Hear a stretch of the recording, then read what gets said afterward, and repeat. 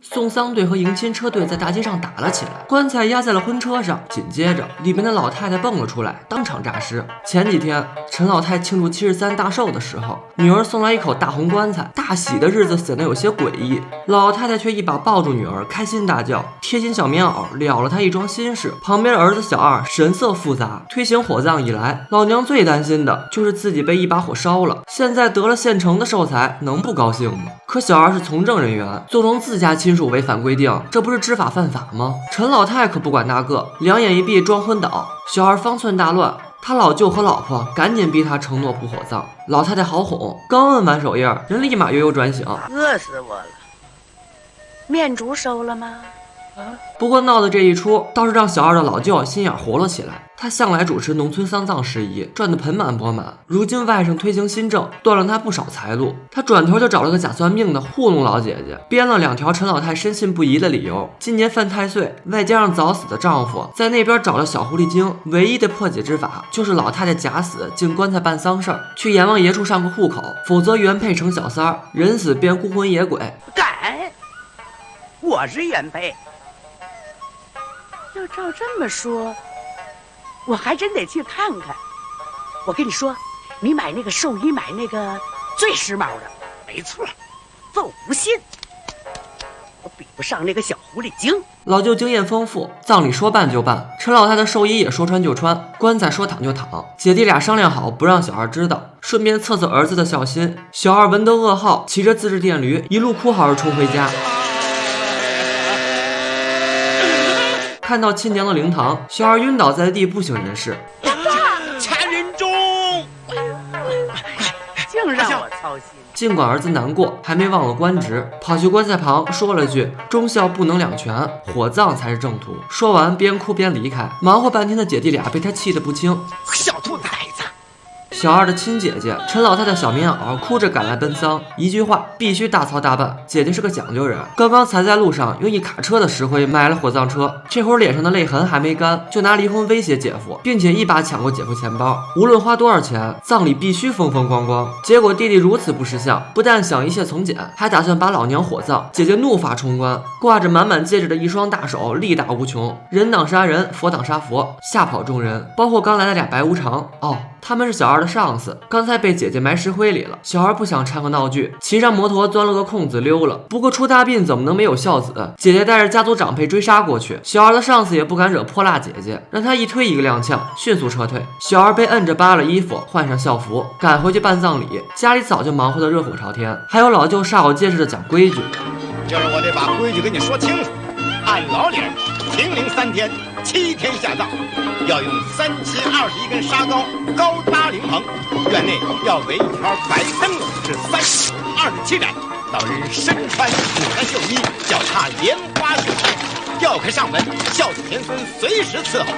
关前除了建灶台、租大碗，小二还见识了糊纸的手艺人、印民币的老板。尽管外面严打，但他们依然偷偷发着死人财。另一边的灵堂里，陈老太偷偷跟孙子玩耍，孩子不明白死亡，他以为奶奶睡着了，还偷拿绿豆糕送给奶奶。村里人在外面忙着听戏、吊唁、吃席、送礼。邻居老太太哭得呼天抢地，一听红烧肉做好了，立马转换情绪上桌，迫切塞肉。陈老太看得咬牙切齿，你等着嘿，等你将来要死了，我要不狠吃你去。丧葬规矩太过繁琐，小二白天叩头叩得生无可恋，旁边的儿子早已直接睡在了蒲团上。晚上陈老太想上厕所，憋得难受，闹出不小的动静。老舅坚称是老姐姐灵魂不安，请来了一群和尚做灵堂念经。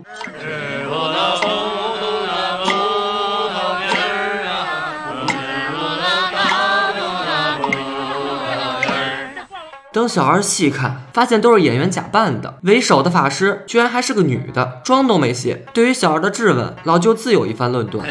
他是在演戏呢。人活一辈子不就是在演戏吗？请了法师得给出场费，老舅拉着小二姐夫要价3000。姐夫一听，瞬间急红了眼，自己亲娘死才花300，丈母娘去世搭进去小3万，他又不是孝子，凭什么？结果情绪太过激愤，吵醒了熟睡的老太太。干啥呀？我招惹你了？就因为你。好了，别等我修车，我置办点零件，我上哪儿学费钱去？我给你爱找谁找谁。没钱。姐夫没发现不对劲，喊着没钱就跑开了。好了，别说。你说，哎， 70不打，80不骂。对，我这是招他惹他了。就是我这睡得好好的啊！你说你跟我回来。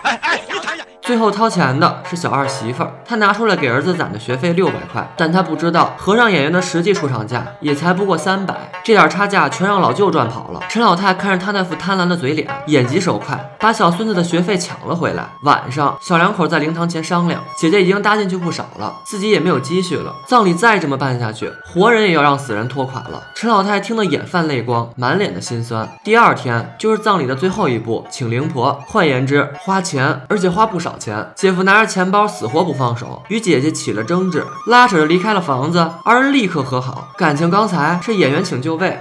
不疼，打得好，就该他孝子出。对，走。屋子里的气氛沉默寂静，小二沮丧地抱着头，一狠心，这钱他出了。妻子立刻红了眼眶，这日子还过不过了？灵堂的老太太听着儿媳妇的哭喊，也跟着落下泪来。小二过来跟老母亲做最后的告别，感叹着老娘一辈子没享过什么福，落下一身的病，死了还被老舅拿来当敲竹杠的资本，办这么个葬礼，老街坊四邻多少的不是。陈老太坐了起来，抽噎着保证自己去阎王那儿报完到就回来，以后都听儿子的，绝对火葬。母子俩抱头痛哭，泣不成声。小二没意识到母亲是活的，夫人躺下。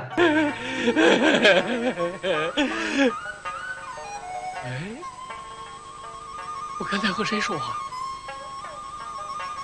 不可能啊！第二天，小二叫来了电视台，准备记录下土葬的危害，在家拖延时间等火葬车来，但不可控因素实在太多。咱孝着父母一辈子，不能临了让人说咱不孝啊！兄弟，我求求你了，摔吧，摔呀！小二，你们仗着人多，我今天就是不摔。好兄弟，不对，这不是我摔的。起！摔盆起灵，丧葬队吹吹打打出发了。灵婆戴上面具，在前面引路，她沿着大路一直走，把整支队伍带进了县城。此时的城里，一位新郎正带着乐队接亲，两支队伍迅速撞上，死者为大，今天绝不让路。老舅指挥着丧葬队将棺材架到婚车上，于是民族乐器对上了西洋乐器，唢呐以一敌一切，单挑架子鼓、萨克斯、吉他，两拨人马拳打脚踢，僵持不下。花果蔬菜满天飞，楼上有人受不了了，倒下一壶开水。姐姐生生接下，解除了封印，大力神手出山，举起新郎砸向棺材，然后棺材开始旋转，掉地上裂开了。陈老太颠簸磕绊了一路，得见天日，发现脚还被绑了起来，只好蹦蹦跳跳，顺利吓跑了全城的围观群众。小孩过来搀扶母亲，火葬车此时也抵达现场。陈老太老老实实的附和儿子，下次绝对火葬，跟着就上了车。哪儿？火葬场啊！啊！师傅，开车呀！你发啥愣了？我开。老舅在一旁看大事不妙，赶紧过去制止。小孩这才反应过来，飞奔去火葬场拦车。我们还活着呢，活人不能少啊！这是赵丽蓉和陈佩斯老师93年的作品，两大喜剧明星带领着几位老戏骨联手演绎了一部经典的荒诞喜剧，节奏紧凑，步步精彩。与其说电影是在宣传火葬，不如说是在宣传从简文化。自古红事儿白事儿对于国人来说就是头等要事，为什么大办？风光，给死去的人增加一份殊荣，给活着的人增加一种面子。恰如小二姐姐的那句话，咱们孝顺了一辈子，不能临了让人说咱不孝。办了一个仪式，给子女一个心安，给亲朋好友一个怀念的场所。可是本片用讽刺嬉闹的表现形式，让我们看到了担心死后无所依的老人，死要面子的子女，借机赚钱的骗子，假哭哀嚎的邻居，左右为难的孝子，天真烂漫的贤孙。不知从什么时候起，形式大于了真情，全片洋溢着一种荒诞无稽之感。但插科打诨中，我们依旧能感受到电影中蕴含的真情与反讽。有一句话说得好，赵丽蓉老师尽管早早离去，但她的经典保存了下来。别忘了点赞关注，我是焦瑶，咱们下期再见。